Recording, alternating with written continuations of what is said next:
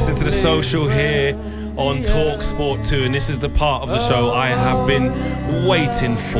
I knew this would happen to Aston Villa, and I knew Dan Bardell would be feeling like this, but I just had to be patient because Dan Bardell is about to take to the stand. Aston Villa's winless run stretched to 8 over the weekend after Unai Emery's side were thrashed 3-0 away at Chelsea.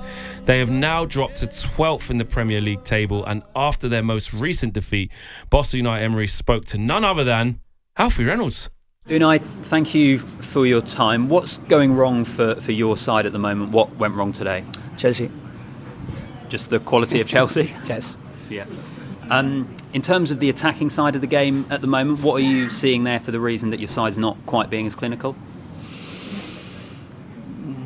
We worked it, and they were more or less in the high pressing, doing man-to-man. We knew before one option was like that, and we had our chances. We didn't score, but I am worried we are not creating chances. But today we created, and then of course in 90 minutes here you are scoring, you are not scoring. They are as well controlling more or less the match, and they are at home here feeling strong and feeling comfortable. They could score like they did. And we had to accept it because it's Chelsea and keep going, trying to keep balance. And from the defensive side of the game, was that also more to do with the quality of Chelsea, or do you want to see more from your team? At the beginning, it's the quality. Okay, and Emi Martinez taken off at half-time, was that an injury? I don't know exactly, hopefully not, but maybe he can have some small injury in his hands. Hopefully not a lot. But it was an injury. I don't know exactly. Okay, you don't know. All right, thank you for your time. I mean, was that Eric Ten Hag? Is that Eric Ten Hag gets called clueless or got caught, ain't got a clue? There wasn't a lot of good answers in that to me. I mean, sounds like he's losing the plot there, Dan. No, come on, you've gone too far there. Oh, I don't think I have. No? No. Top tier journalism from Alpha. He was given a difficult gig there, and he handled it very well. I wish we'll talk to Alfie later on the show about what it was like. Actually, maybe that should be all over for Paper Talk. It was interesting to hear that. But he said Chelsea. That's why Chelsea. Well, Chelsea are good. Yes, absolutely. And they were good at the weekend. They've been good all season. Yeah. Again, Maresca has done a really good job there and made that job look a lot easier than I thought it was going to look. But Villa aren't playing well at the moment. Didn't really do anything well in that game. At the moment for Villa, the first chance against them seems to go in every week, which is a bit of a problem because you're having to come from behind. You're having to score 2 or 3 goals to try and win a game at a time when Villa's attacking players aren't playing brilliantly or to the maximum of their ability. To me, and some Villa fans disagree with this, it's come a bit from nowhere for me. I didn't see this coming. You didn't see this building up? No, I would never have thought we'd go 8 games without winning because I think previously the worst was 3. And for the last 12 months prior to this bad run, every time we'd lost a game, we bounced back and took something from the next game. That was one thing that Villa were very good at last season. Under Emery, if they lost a game, they didn't dwell on it and they got something out of the next one, which was really, really important, even when they were limping a bit towards the end. It's just not happening at the moment. They're not functioning well as a team at all. The defence takes the brunt of the criticism, but I don't think Villa defensively are doing anything much different to what they did last season. I think the difference is in attack. They're nowhere near as prolific with the chances that come their way. They look way less potent. They're lacking serious cutting edge. They're running into trouble a lot and they're getting caught in transition an awful lot, which I think wasn't happening last season. They're not keeping the ball as well as they did last season, which is leading to more chances for the opposition. Because when Villa are conceding goals at the moment, the chances are clear cut. The XG must be, pretty high with the goals that Villa are giving away at the moment. And they did a lot wrong at the weekend. Chelsea pressed Villa really, really high. Villa trying to play out from the back. It wasn't happening. We got caught a couple of times. And in all honesty, the defeat could have been by a bigger margin.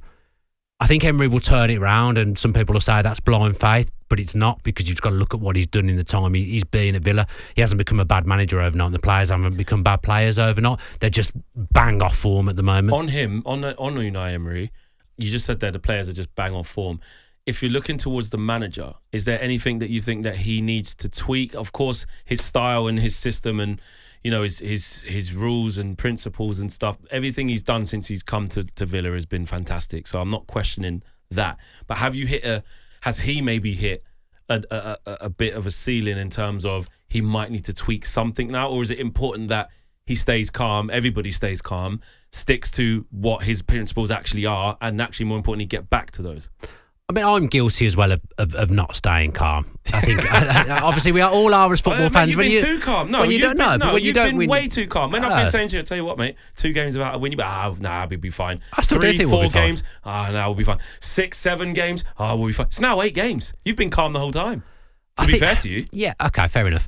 I think if you look at Villa under Emery, he's got the basic principles of the system on the ball and the system off the ball, but I would actually say he's always, every game, you'll see a subtle change to something. When Villa have been good, you will have seen a subtle change to something game to game. Sometimes he might build up with the back 3, sometimes he might build up with the back 2, sometimes it's a midfielder coming back into the back 3, sometimes it's the right back tucking in and they build up that way.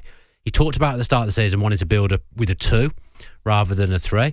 I would say there hasn't actually been enough of those subtle changes game to game so far. And look, when I speak about Emery, I find it so hard to criticise him because I've got absolutely no right whatsoever to criticise Unai Emery. I can question things, but it's not. I'm not attacking Unai Emery here because he's been brilliant and I love him to bits. Needs to come in, or he needs to it's not even about that. I just think we need to change something. We've become a bit predictable. Yeah, we've become a little bit predictable. Have people worked you out then? Yeah, because at the moment, none of the attacking players are playing well. Not a single one of them, and he kind of maybe he's trying not to do that thing where you just change something for the sake of it, or you're just searching for a formula. Like you could say you could give Duran a run of games. Even the cheat code of Duran's dried up. That was never sustainable. That he's going to just continue providing those massive moments of magic every single week. It just wasn't going to keep happening. I think he tried to play certain players back into form and just stuck with them, and maybe it hasn't worked. But I don't think, for example, taking Watkins out for a couple of games and having Duran in, I don't think that's going to solve our problems, because so much of what makes Villa good is Watkins. Is Ollie Watkins. But there isn't a single attacking player at the moment that could hold their hands up and say, I'm playing well at the moment. Genuinely, is the only outfielder that I would say has got any form of consistency at the moment is Luca Dean. Yeah, and but then we've spent 40 million on a left back who can't get in the team. I know, Ian Maatsen can't get in. He's a really good left back. He is. Emi Martinez, you told me that he's the best keeper in the world, just because, like you said, he got FIFA told you he was the best goalkeeper in the world because he's won it twice in a row. I don't want to get caught up in litigation, but they can lie as well. He's won the award. It doesn't matter. Twice in a row. He's not. He's not the best goalkeeper in the world. No, he's not. Yeah, but you'll be coming on here telling me Anana's a better goalkeeper than him, which is not. Okay, he's kept more clean sheets at the moment. I'll tell you what, mate. Since you do the eye test as well, he is. He's not kicking the ball to the opposition and putting us under pressure. Villa being bad defensively at the moment. He's got the most clean sheets in the league. Yeah, well done. So right now, yes, Onana is better than Martinez. I didn't remember seeing him collecting the Yashin trophy. Doesn't matter. He's in the team of the year for the Champions League thing. Then there you go. Look, how about that? Villa are going through a real bad patch, and let me tell you, things are bad at the moment. If Emi Martinez doesn't play tomorrow night against Brentford, then my God, they could get an awful lot worse. Really? Oh yeah. You don't want to not see Emi Martinez lining. Robin Olsen. Oh, I'm not going to hammer him on national radio, but it's a severe drop off from Emi Martinez. Well, from what I saw from Emi Martinez, mate, and Pau Torres, mate, what are you doing? What are you doing? Trying to take a touch on that ball there. I haven't done anything. There's some strange things happening Emi Martinez at the moment. picking the ball up. Tyrone Mings, I really do like Tyrone personally, and he's been out a hell of a long time, so he probably might have forgot the rules. He's been out so long, but a great journey back. So I'm not going to hammer Tyrone for that. But picking the ball up, like, you're just not at it. And then I do what I will say is, because it's not about hammering young players, especially young English players. You want them to do well. But I think what we're seeing with Morgan Rogers is, obviously, fantastic start to the season, on fire. Even when he wasn't necessarily getting goals and assists, just the impact, you could always see it. And in the lead up to us playing I was really fearful of him in the half spaces, and he did have a good game. But I think he struggled in recent weeks. Correct me if I'm wrong. Yeah. Just sort of maintaining that consistency at this level, but more so because he's a young player trying to get a sort of constant level at this level. It's been quite difficult for him. And Ramsey. Ramsey's always injured, mate. Too many injuries, can't stay fit. Jaden Philogene, not for me. No. Not for me, mate. Like, I'm not, again, young player, but not the level. Leon Bailey is up and down, but taken a while to get into taken a while to get into it. Then maybe not so much playing well. Then it's sort of not consistent enough. Noah Nana, you got Kamara back, but Tielemans looked like the Tielemans from Leicester with no legs. Like, he looks like he's played knackered a lot of games now. Already this season. He Tielemans looks tired. So I just think that, I don't know. I think there's a bit more to this, Dan. I'll be honest. Not just because it's you and I'm trying to sensationalise it.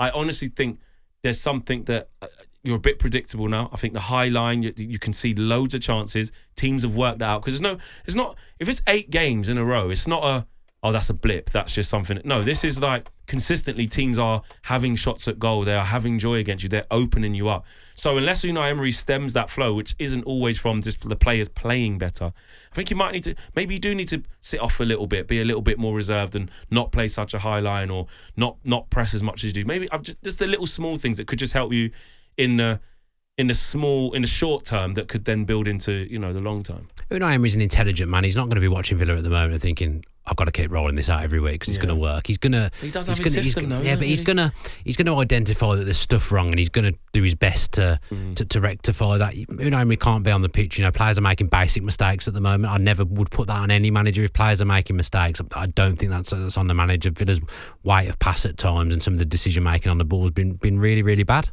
in recent weeks. I've full faith that they'll turn it around, but it needs to start sooner rather than later. But the good thing is, no disrespect to Brentford and Southampton, but 2 home games now.